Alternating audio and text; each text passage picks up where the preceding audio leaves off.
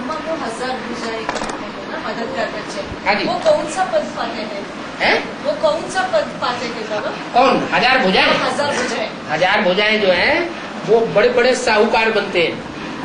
क्या राजाओं को जितनी दास दासियां नहीं होंगी, बहुत से राजा ऐसे होंगे जिनको इतनी दास दासियां नहीं होंगी, वो बड़े बड़े साहूकारों को उनसे भी दास दासियां होती हैं। राम राजा बनता है, राम प्रजा बनता है, राम साहूकार बनता है। तो आखिरी जन्म में राम की आत्मा प्रजा बनती है, लेकिन इतना बड़ा साहूकार बनती है कि आखिरी नारायण की सारी राजाई अपने कंट्रोल में आ जाती। तो साहूकार बनना भी अच्छा है ना।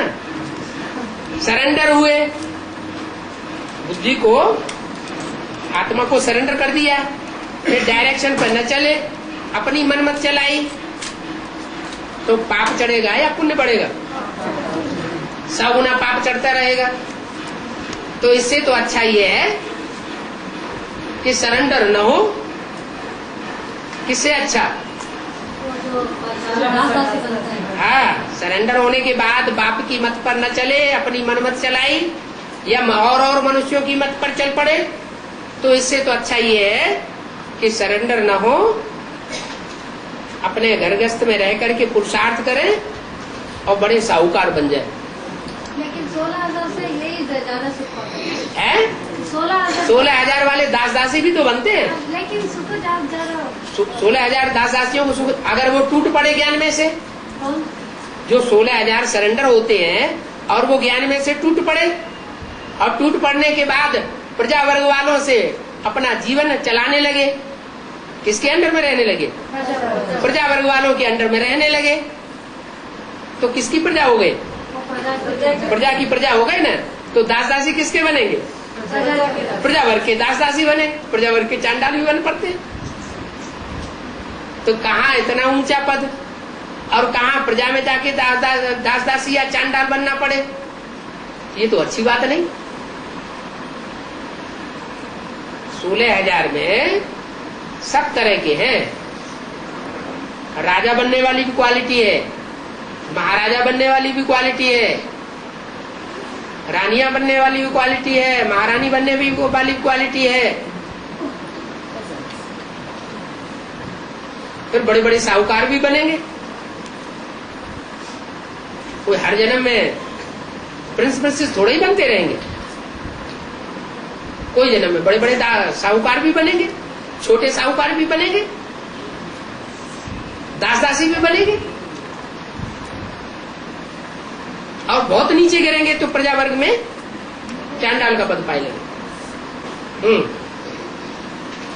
माना जो 1000 भुजाएं हैं वो बहुत सहयोग करते हैं, भले राजा ही नहीं लेते हैं। लेकिन वो 16,000 लिस्ट में नहीं आते। आ भी सकते हैं, ये कोई जरूरी नहीं कि वो 16,000 की लिस्ट में ना आवे, आ भी सकते हैं। 16,000 की लिस्ट में आने वाले भी बड़े बड़े साहूकार बन सकते हैं। साहूकार का मतलब है जो राजा बना उसकी राजाई चलाने के लिए वो साहूकार धन कमाते हैं, और धन कमा कमा के राजा को सहयोग में देते हैं। जैसे महाराणा प्रताप हार गया था, फिर सहयोग दिया किसी ने, साहूकार ने, तो फिर खड़ा हो गया। तो जो साहूकार बनकर के सहयोग देते हैं, यहाँ भी सहयोगी बनते हैं तो वहां भी सहयोग बनते हैं। लेकिन 1000 भुजाएं ब्रह्मा की गाई हुई है, और किसी की 1000 भुजाएं नहीं गाई हुई। 16,000 का लिस्ट नहीं आते ना बाबा? है 1,000 भी 16,000 का नहीं, कोई जरूरी नहीं। उनमें से बहुतेरे होंगे जो 16,000 में नहीं आवेंगे, प्रिंस प्रिंसेस भी नहीं बनेंगे, लेकिन जन्म जन्मांतर साहूकार बनते रहेंगे, खूब यहाँ ज्ञान धन बांटेंगे दूसरों को, लेकिन सरेंडर नहीं होंगे, खूब सेवा करेंगे। यहाँ ज्ञान धन बांटेंगे तो वहां ढेर सारा स्थूल धन मिल जाएगा। ये ज्ञान रतन ही स्थूल धन बन जाते हैं। उस 1000 भुजाएं जो है वो 4.5 लाख में कोई भी आत्मा हो सकती है। भी हो सकती है। माना उनकी विशेष क्वालिटी होगी कि वो सहयोगी बनेंगी, लेफ्टिस्ट के रूप में भी सहयोगी बन सकती है और आईटीएस के रूप में भी सहयोगी बन सकती है,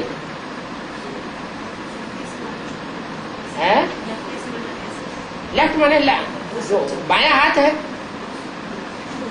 मान लो किसी पे हमला किया राजा ने तो उन्होंने ढेर सारा धन दे दिया,